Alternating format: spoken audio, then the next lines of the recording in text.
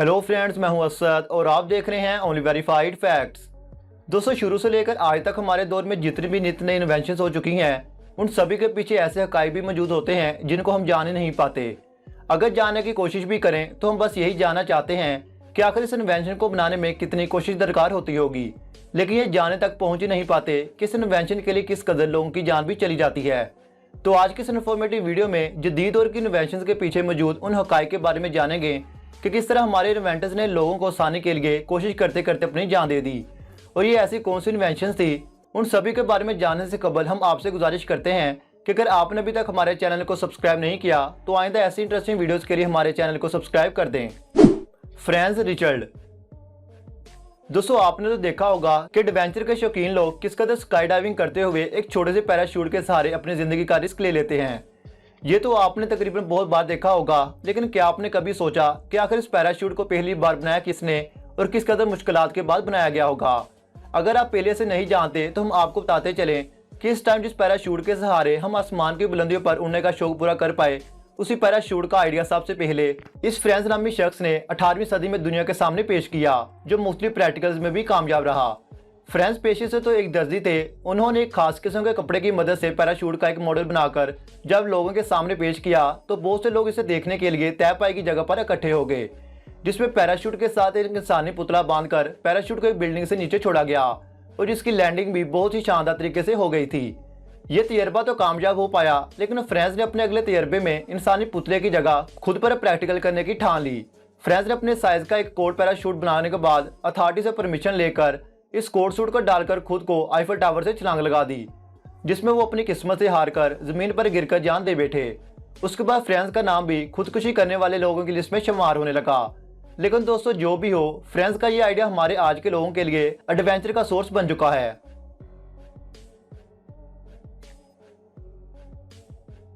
Number 2, Henry स्मोलिंस्की।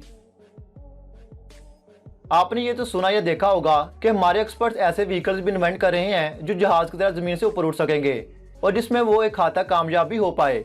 लेकिन इस कामयाबी की असल हकीकत के बारे में हम आपको बता दें कि इस इन्वेंशन का आइडिया अमेरिका के एक मकीम हेनरी ने पेश किया था, जो एक इंजीनियर थे। इन्होंने शोहरत हासिल करने के लिए दिन रात की मेहनत के बाद फोर्ड पिंटो गाड़ी को एक जहाज के विंग लगाकर उसे फ्लाइंग पिंटो में कन्वर्ट कर दिया, जिसका मकसद उसे हवा में उड़ाना था। यह फ्लाइंग पिंटो वो वाहद इन्वेंशन थी जो हवा में उड़ने के साथ साथ जमीन पर भी चलाई जा सकती थी। बहुत सी मॉडिफिकेशन के बाद इस मुनफरी इन्वेंशन के इन्वेंटर यानी कि हेनरी ने अपने हाथों से बनाई गई इस इन्वेंशन को लॉन्च करने के बाद जब हवा में उड़ाना शुरू किया तो कुछ ऊंचाई पर जाने के बाद मुख्तलिफ मॉडिफिकेशन जो इस फ्लाइंग पिंटो के लिए कम थी, उसकी वजह से फ्लाइंग पिंटो गिरकर तबाह हो गई, जिसमें हेनरी भी चल बसे। लेकिन इनकी ये इन्वेंशन आज इन्हें पूरी दुनिया में एक बेहतरीन इन्वेंशन के नाम से जानी जाती है। माइक ह्यूज जो थे तो एक कार स्टंट मैन, लेकिन उनका दिमाग लोगों को एंटरटेन करने के अलावा और भी बहुत सी इन्वेंशन को जन्म दे रहा था।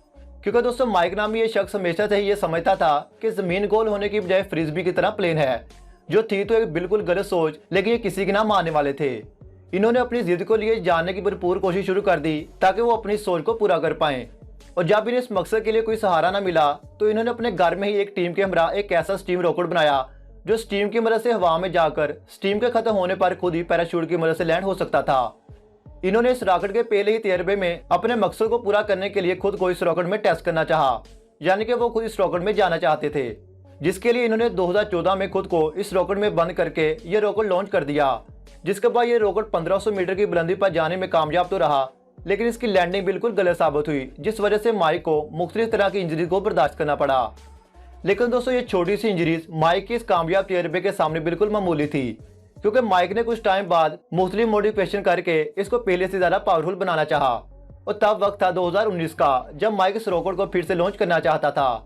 और थोड़ी परमिशन मिलने के साथ साथ इनको एक चैनल की तरफ से एक ऑफर भी दी गई कि इनकी इस इन्वेंशन की कामयाबी की वीडियो कैमरे में रिकॉर्ड की जाएगी, जिसके बदले इन्हें रकम भी दी जाएगी।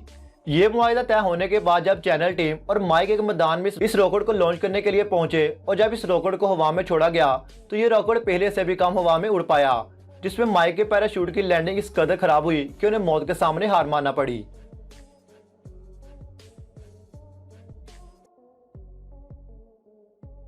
कैरल सुचैक। कैरल भी वो शख्स थे जो कि मुनफरी चीज इन्वेंट करते करते अपनी जान को दे बैठे। कैरल पेशे से तो एक स्टंट मैन थे जो हाल में मौजूद लोगों के सामने खतरनाक स्टंट परफॉर्म करते हुए लोगों को एंटरटेन किया करते थे, जिसमें महारत होने के साथ उन्हें बहुत सी शोहरत भी मिल चुकी थी। लेकिन इस सब के बावजूद भी कैरल एक ऐसी चीज़ बनाकर स्टंट करना चाहते थे जो मुनफरिद तो होगी, लेकिन आने वाले वक्त में लोगों की मुश्किलात में आसानी का बायस भी बनेगी। दोस्तों, इसी मकसद को लेकर कैरल ने 9 फीट लंबा और 5 फीट चौड़ा एक ऐसा बैरल बनाया जो सैलाब के टाइम में बेहतरीन परफॉर्मेंस के साथ लोगों की जान भी बचा सकता था। कैरल ने अपने हाथों से बनाया गया बैरल जैसे ही तैरबा करने के लिए पानी में उतारा तो वो जगह कनाडा की नायग्रा फॉल थी, जो बहुत ही गहराई वाली जगह थी। कैरल ने इस बैरल को बनाया तो बहुत ही ज़्यादा कंफर्टेबल था, लेकिन इस वाटरफॉल की गहराई ज़्यादा होने की वजह से कैरल को इस कदर इंजरी बर्दाश्त करना पड़ी कि उन्हें काफ़ी टाइम के लिए हॉस्पिटल में गुजारना पड़ा। लेकिन आप तो जानते हैं कि ज़िद्दी लोग कभी भी ऐसी हरकतों से बाज नहीं आते। कैरल ने बिल्कुल रिकवर होने के बाद 1985 में इस बैरल को पहले से ज़्यादा मॉडिफिकेशन करने के बाद और सिस्टम अथॉरिटी से परमिशन लेकर एक बार फिर से तजर्बा करना चाहा, तो इनका यह तजर्बा अमेरिका के एक हॉल में किया जाने वाला था, जिसमें कैरल के बनाए हुए बैरल को 180 फीट की ऊंचाई से नीचे रखे गए एक पानी के टैंक में फेंका जाने वाला था, ताकि ये अंदाज़ा तो हो पाए कि क्या ये वाकई में इतनी ऊंचाई से गिरने के बाद फायदेमंद साबित हो सकता है या नहीं। कैरल के बनाए हुए इस बैरल को जैसे ही ऊपर से छोड़ा गया तो वो बैरल बदकिस्मती से पानी के अंदर गिरने की बजाय पानी के टैप के साइड वाली रिम में जा लगा, जिसका इस कदर झटका लगा कि कैरल की फौरी से मौत हो गई। जो इस तरह कैरल भी अपनी इन्वेंट की हुई इन्वेंशन का एक्सपेरिमेंट करते हुए जान दे गए।